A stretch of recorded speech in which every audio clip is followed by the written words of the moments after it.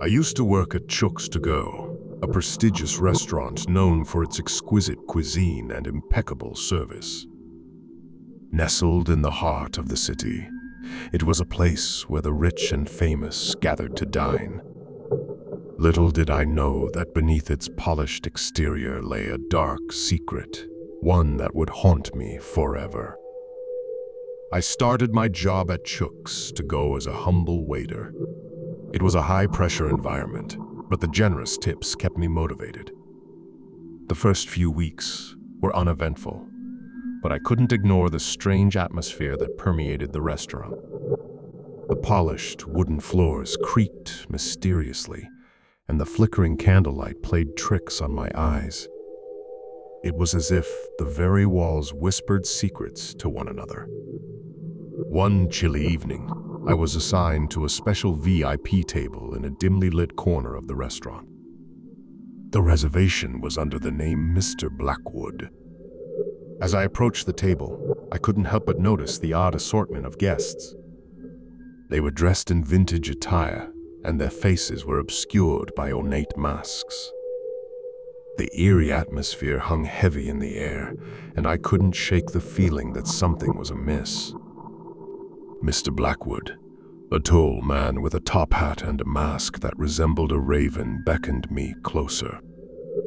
His voice was a low, gravelly whisper that sent shivers down my spine. He ordered for the table, and I hurried to the kitchen, eager to escape their unsettling presence. As the night wore on, I couldn't help but steal glances at the peculiar party. They spoke in hushed tones, their laughter like hollow echoes. It was as if they were trapped in a bygone era, lost in time. The unease in the restaurant grew as the night progressed. When it was time to serve their main course, I approached the table with a silver platter covered by a cloche. As I lifted the cloche, a gasp escaped my lips. On the plate lay a grotesque, charred crow, its feathers still smoldering. The guests erupted in an eerie laughter, their masked faces contorted in a grotesque mockery of joy. I stumbled back, my heart pounding, but Mr. Blackwood's cold eyes bore into mine. "A delicacy, my dear waiter," he whispered, his voice like a sinister lullaby. "A taste of the past." I rushed to the manager, Mr. Jennings, and told him what had transpired. He frowned, his face etched with concern. "Don't worry about it," he said, his voice strained. "Just serve them their dessert, and we'll deal with it later." Reluctantly, I returned to the table with the dessert menu. The guests' masks seemed to leech the life out of the room, casting long shadows that danced on the walls. They ordered a dessert called Black Forest of Souls, and I couldn't help but wonder what horrors awaited me in the kitchen. When I returned with their dessert, I was met with an unsettling sight. The dessert was served on a platter made of twisted branches, and on it, instead of a sweet treat, were tiny, intricate coffins. The guests, their laughter growing more disturbing by the minute, opened the coffins to reveal miniature, lifelike figurines of people, their faces contorted in agony. I couldn't take it any longer. I dropped the platter and fled from the table, ignoring the strange, otherworldly howls of laughter that echoed behind me. I burst into the kitchen, my heart pounding in my chest. I had to get out of that place, but the kitchen staff seemed unfazed, as if they were under some dark spell. As I approached the exit, I heard a voice behind me, a voice that chilled me to the bone. It was Mr. Jennings, but his face had changed. His skin was pale, and his eyes were empty voids. "You can't leave, my dear," he said, his voice dripping with malice. "You know too much."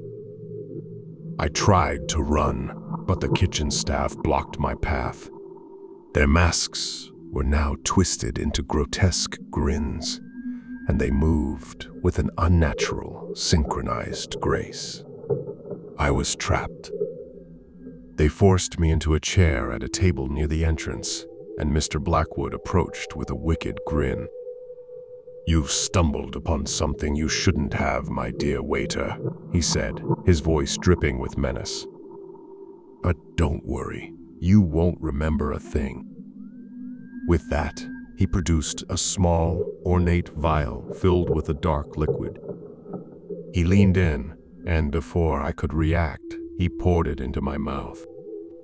The world spun, and I felt myself slipping into darkness. When I awoke, I was back at my post, as if nothing had happened.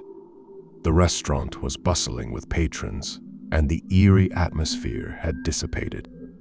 I couldn't shake the feeling that I had experienced something truly sinister, something that defied explanation. Days turned into weeks, and I continued to serve at Chooks-to-Go, but the memory of that night haunted my every moment. I couldn't escape the feeling that I was being watched, that the guests wore masks not only on their faces, but on their souls. One evening, as I cleared a table near the entrance, I noticed a newspaper left behind by a guest. The headline sent a chill down my spine. It read, "Mysterious disappearances linked to Chooks-to-Go." The article detailed the sudden disappearance of several restaurant employees, all last seen serving a table in a dimly lit corner. I knew then that I had to escape the clutches of Chooks-to-Go before I became the next victim.